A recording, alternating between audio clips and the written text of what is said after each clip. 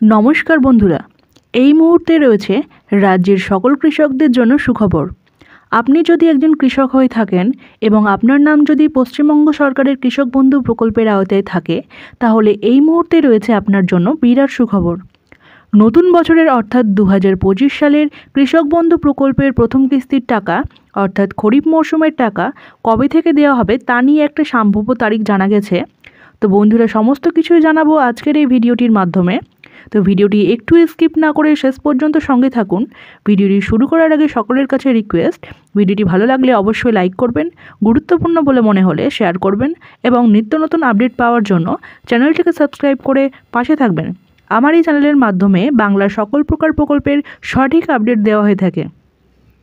তো চলুন বন্ধুরা, দেখে নেওয়া যাক আজকের প্রতিবেদনটি। কৃষক বন্ধু প্রকল্প। বাংলার কৃষক আমাদের জীবনের মূল ভরসা। প্রতিদিন কষ্ট করে মাঠে কাজ করে, রোদ বৃষ্টি মাথায় নিয়ে যারা আমাদের অন্ন যোগান দেন, তাদের জীবন ভরা দুশ্চিন্তা ও অনিশ্চয়তায়। কখনো খরার ভয়, কখনো আবার অতিবৃষ্টির আশঙ্কা, আবার কখনো বাজারে ফসলের দাম পড়ে যাওয়ার চিন্তা। এই সব মিলিয়ে কৃষকের পথটা কখনোই সহজ নয়।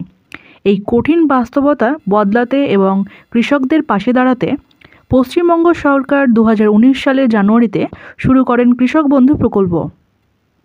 মুখ্যমন্ত্রী মমতা বন্দ্যোপাধ্যায়ের এই বিশেষ উদ্যোগে কৃষকরা বছরের নির্দিষ্ট আর্থিক সহায়তা পান, যাতে চাষের খরচে কিছুটা স্বস্তি মেলে। পাশাপাশি যদি কোনো কৃষকের অকাল মৃত্যু হয়, তার পরিবারের পাশে দাঁড়ানোর ব্যবস্থাও রাখা হয়েছে এই প্রকল্পে। কৃষক বন্ধু শুধু একটি প্রকল্পই নয়, এটি বাংলার কৃষকদের প্রতি কৃতজ্ঞতা ও দায়িত্ববোধের প্রকাশ। কৃষক বন্ধু প্রকল্পের আর্থিক সহায়তার পরিমাণ হচ্ছে 1 একর বা তার বেশি যদি জমি থাকে, তাহলে প্রতি বছর মোট 10,000 টাকা, 2 কিস্তিতে 5,000 টাকা করে প্রদান করা হয়।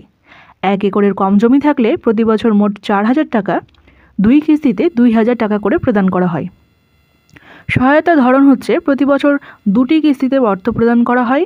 একটি খরিফ মরশুমে অর্থাৎ গ্রীষ্মকালীন চাষের জন্য, দ্বিতীয়টি হচ্ছে রবি মরশুমে অর্থাৎ শীতকালীন চাষের জন্য। মৃত্যুকালীন সহায়তা হচ্ছে কৃষক বন্ধু প্রকল্পের নাম নথিভুক্ত থাকা যে কোনো কৃষকের যদি 60 বছর বয়সের আগে মৃত্যু হয়, তাহলে সেই কৃষকের পরিবারকে এককালীন 2 লক্ষ টাকা আর্থিক সহায়তা প্রদান করা হয়। কৃষক বন্ধু প্রকল্পের প্রথম কিস্তির টাকা দেওয়ার তারিখ। এপ্রিল মাস পড়তেই রাজ্যের কৃষকরা অপেক্ষায় আছেন কৃষক বন্ধু প্রকল্পের প্রথম কিস্তির টাকার জন্য। আগের বছরগুলোর দিকে তাকালে দেখা যাচ্ছে 2021, 2022 এবং 2024 সালে এই টাকা মিলেছে জুন মাসে। তবে 2023 সালে পঞ্চায়েত নির্বাচনের কারণে 26শে এপ্রিলেই টাকা দেওয়া হয়েছিল। এবার পরিস্থিতি কিছুটা আলাদা। প্রাকৃতিক দুর্যোগ, অকাল বৃষ্টি আর ডিবিসির বাঁধ থেকে হঠাৎ জল ছাড়া, এই সব মিলিয়ে রাজ্যের অনেক কৃষক বড় ধরনের ক্ষতির মুখে পড়েছেন। ধানের জমিতে জল জমে ফসল নষ্ট হয়েছে, অনেক ক্ষেত্রেই জমি চাষের অযোগ্য হয়ে গেছে। তাই অনেকেই নতুন করে আবার চাষ শুরু করতে বাধ্য হয়েছেন। এই কঠিন পরিস্থিতিতে আশা করা হচ্ছে সরকার কৃষকদের দ্রুত আর্থিক সহায়তা দিতে পারে। সূত্র বলছে মে মাসের প্রথম সপ্তাহ থেকে টাকা দেওয়ার কাজ শুরু হতে পারে, আর মে মাসের তৃতীয় সপ্তাহের মধ্যেই তা কৃষকদের অ্যাকাউন্টে পৌঁছে যেতে পারে। যদিও সরকার এখনও পর্যন্ত কোনো নির্দিষ্ট তারিখ ঘোষণা করেনি, তবে সম্ভাব্য একটা তারিখ জানা গেছে, তা হলো মে মাসের 14 তারিখের পর টাকা দেওয়া শুরু হতে পারে। কৃষক বন্ধু প্রকল্পে কারা আগে টাকা পাবেন? যেসব কৃষক আগে থেকে কৃষক বন্ধু প্রকল্পে আছেন, তারা আগে টাকা পাবেন। তাদের স্ট্যাটাসে দেখা যাবে এডিএ আপলোডেড, তারপর অ্যাকাউন্ট ভ্যালিড এবং এরপরেই টাকা জমা হবে ব্যাংকে। কিন্তু যেসব কৃষক নতুন করে কৃষক বন্ধু প্রকল্পে নাম লিখিয়েছেন, তাদের টাকা পেতে একটু সময় লাগবে। তাদের স্ট্যাটাসে হবে এডিএ আপলোডেড, তারপর ডিডিএ অ্যাপ্রুভড এবং তারপর অ্যাকাউন্ট ভ্যালিড হওয়ার পর ব্যাংকে টাকা জমা হবে। কৃষক বন্ধু প্রকল্পে জমির পরিমাণ সংযোজন করে কিভাবে অতিরিক্ত সহায়তা নিশ্চিত করবেন? যদি কোনো কৃষক নতুন জমি কিনে থাকেন এবং কৃষক বন্ধু প্রকল্পে সেই জমির তথ্য যোগ করতে চান, তাহলে তাকে দ্রুত কৃষি অফিস বা ব্লক অফিসে যোগাযোগ করতে হবে। সেখানে নতুন জমির সব কাগজপত্র জমা দিতে হবে। এরপর একটি নির্দিষ্ট ফর্ম নিতে হবে, সেটি ভালোভাবে পূরণ করে জমা দিতে হবে। কিছুদিনের মধ্যেই কৃষকদের স্ট্যাটাসে জমির পরিমাণ আপডেট হয়ে যাবে। যদি এখন জমি বৃদ্ধির ফর্ম জমা দেওয়া হয়, তাহলে আগামী প্রথম কিস্তির টাকার সাথে সেই অতিরিক্ত জমির টাকাও দেওয়া হবে। সেই সঙ্গে কৃষকরা চাইলে তাদের মোবাইল নম্বর ও ব্যাংক অ্যাকাউন্টের নম্বরও পরিবর্তন করতে পারবেন।